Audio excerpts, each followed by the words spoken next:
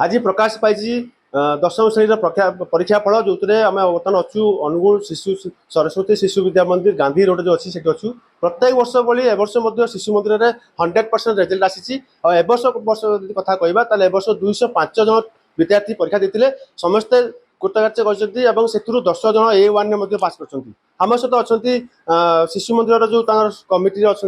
सदस्य पचार कौन कहे आज शिशु मंदिर रेजल्ट बाहर 10 श्रेणी कौन कहे आज मो स्कूल रिजल्ट बाहर 205 जन पिला परीक्षा देते A1 रे 10 जन पास करचंती पिला मानकर प्रगाढ़ चेष्टा एवं मो स्कूल गुरुजी गुरुमा मानकर चेष्टा फल आज संभव हो पारि आशा करुचे आगामी दिन में यार अधिक रु अधिक आहरी मोर रिजल्ट हम मोर गुरुजी गुरुमा एवं मोर पिला मानकर जो प्रकार शिक्षा ये दि जाऊँगी सी प्रकार उपर मोर आशा और भरोसा रही निहती भाव देखुले जमी कहते पिला से श्रेय दूसरे गुरुजी गुरुमा को श्रेय दूसरे परिश्रम फल आज शिशु मंदिर लगातार भाव में 100% रेजल्ट कर आसूँ आज 100% रेजल्ट करम सहित अच्छा शिक्षा समितिर जो संपादक अच्छा सेक्रेटरी पचार बड़ खबर को स्वागत करी आज 10वीं श्रेणी रेजल्ट बाहर शिशु मंदिर नहीं पिला कौन कह निश्चय आमपाई आज एक गर्व और गौरवर विषय आज मैट्रिक परीक्षा फल प्रकाश पाई ये परीक्षा फल आमर विद्यालय 205 जन छात्र छात्री परीक्षा देते और से मध्यरु A1 रे 10 जन A2 रे 31 जन से प्रकार B1 B2 रे मध्य क्रमान्वय जदि देखा ताले 52 और 66 और C रे 38 D रे 7 ई रे जड़े ए प्रकार 205 जन जाक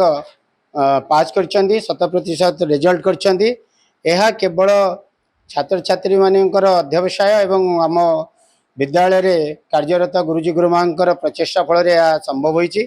से दृष्टि आम परिचालन समिति तरफ से अनेक धन्यवाद और शुभेच्छा जनाऊँ से बहुत भल रिजल्ट कर धन्यवाद साधुवाद कहते धन्यवाद दूसरे जो भाई रेजल्ट कर आगे आशा रखते गुरुजी गुरुमा पिला भरोसा अच्छी आगामी दिन में रेजल्ट कर सह प्रधान आचार्य पचार कौन कहे आज रेजल्ट बाहर जय जगन्नाथ 10वीं श्रेणी बोर्ड परीक्षार आज परीक्षाफल प्रकाशन होती आज सरस्वती शिशु विद्या मंदिर गांधी मार्ग अनुगुल तार 100% परीक्षाफल रेजल्ट कर पारि 10 जन A1 रे कृतकार्य होती तेणु विद्यालय तरफ समस्त शिशु भाई भौणी को अनेक अनेक शुभेच्छा अभिनंदन जनाऊँ यह निजर प्रचेषा गुरुजी गुरुमा प्रचेषा परिचालना समितिर प्रचेषा तथा अभिभावक मानकर प्रचेषा आज आम आम विद्यालय गौरव लाभ करूँ तेणु पिलांकर उज्जवल भविष्य कामना करुँची जय जगन्नाथ कहते गुरुजी गुरुमा को श्रेय दूसरे पिला श्रेय दूसरे जो अभिभावक रही से श्रेय दूसरे आगू को पिला आगू बढ़ु भल रेजल्ट करूँ आम आम सहित जोड़ी जो A1 पाई पिला पचार कौन आप कौन ना आप कहे सुश्री समीक्षा A1 रेजल्ट पास होती क्या श्रेय देवे प्रथम बापा माँ को विद्यालय गुरुजी गुरुमा को प्रथम श्रेय देवाक चाहिए आगू को कौन हवा चेष्टा कर डॉक्टर हबार इच्छा कहते A1 पाई बापा माँ को श्रेय दूसरे गुरुजी गुरुमा को श्रेय दूसरे आगू को रखते आशा से डॉक्टर हे आप नाटा कौन मो ना आराध्य प्रधान कौन क्या श्रेय देवे मो गुरुजी गुरुमा और बापा माँ को श्रेय देवा कौन भाव आगे साइंटिस्ट होगा निहत कहते साइंटिस्ट होगा चेष्टा करते आप कौन नाटा कहे अनुतोष साहू कौन क्या श्रेय देवे आज जो परीक्षा रिजल्ट बाहर के खुशी अच्छी विद्यालय गुरुजी गुरुमा प्रथम तो श्रेय देवाक चाहूँ संपर्क मान मेट्रिक परीक्षा मुंड उपर केते घंटा परिश्रम करते परीक्षा समय 8 घंटा 8 घंटा परिश्रम करते हाँ जो कहते मेट्रिक परीक्षा समय निज प्रेसर था कि 8 घंटा 9 घंटा से परिश्रम करते गुरुजी गुरुमा को श्रेय दूसरे कौन कहे आप रिजल्ट बाहर आज कौन कहे आज मैट्रिक परीक्षा 2025 रिजल्ट प्रकाश होती मोर 94.16 समथिंग % रही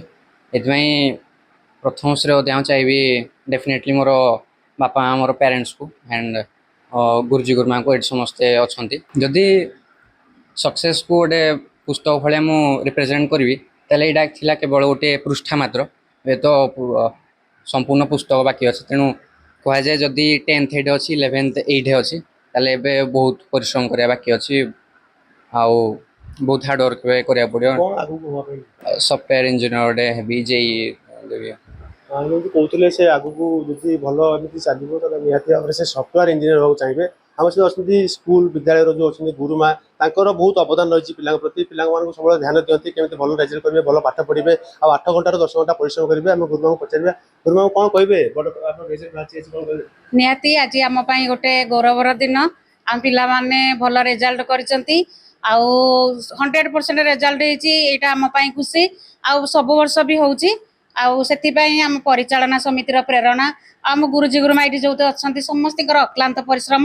ସର୍ବୋପରି ଶିଶୁମାନଙ୍କର ଚେଷ୍ଟା, ସେଥିପାଇଁ ଆଜି ଆମେ ସଫଳତାର ପାହାଚରେ ପହଞ୍ଚି ପାରିଛୁ। ନିହାତି ଭାଇ କହୁଥିଲେ ଯେ ପିଲାମାନଙ୍କର ଯେଉଁ ସଫଳତା ରହିଛି ଏବଂ ତାଙ୍କର ପରିଶ୍ରମ ରହିଛି ତାକୁ ସେମାନେ ଆଶା ରଖିଥିଲେ ଯେ ପିଲାମାନେ ନିହାତି ଭାବରେ 100ରୁ 100 ପାସ୍ କରିବେ ଏବଂ ସେୟା ମଧ୍ୟ ହେଇଛି। 205ରୁ 200 ପିଲା ପାସ୍ କରିଛନ୍ତି, 205 ପିଲା ପାସ୍ କରିଛନ୍ତି। ଆଉ ଜଣେ ପିଲା ଆମ ସହିତ ଯୋଡ଼ିଛନ୍ତି, ତାଙ୍କୁ ପଚାରିବା କ'ଣ କହିବେ ଆଜି ରେଜଲ୍ଟ ବାହାରିଛି?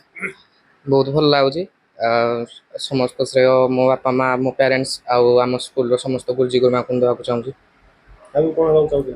ଆକୁ ଗୋଟେ ସଫ୍ଟୱେୟାର ଇଞ୍ଜିନିୟର ଯେଇ ଦେବି। ନିହାତି ଭାବେ କହୁଥିଲେ ପ୍ରାୟ ଆମେ ଦେଖୁଥିଲୁ ଯେଉଁ 5-6 ଜଣ ପିଲା ଅଛନ୍ତି, ଯେହେତୁ 3 ଜଣ ପିଲା କହୁଥିଲେ ସଫ୍ଟୱେୟାର ଇଞ୍ଜିନିୟର ହେବେ, ଆଉ ଜଣେ କହୁଥିଲେ ଡକ୍ଟର ହେବେ ବୋଲି। ନିହାତି ଭାବେ ଭଗବାନ ତାଙ୍କୁ ଆଶୀର୍ବାଦ କରନ୍ତୁ ଓ ସେ ଆଗକୁ ବଢ଼ନ୍ତୁ ଆଉ ଭଲ ରେଜଲ୍ଟ କରନ୍ତୁ ଏବଂ ସ୍କୁଲର ନାଁ କରନ୍ତୁ। ଅନୁଗୁଳ ମହେଶ ମଙ୍ଗଳାସ, ବଡ଼ ଖବର।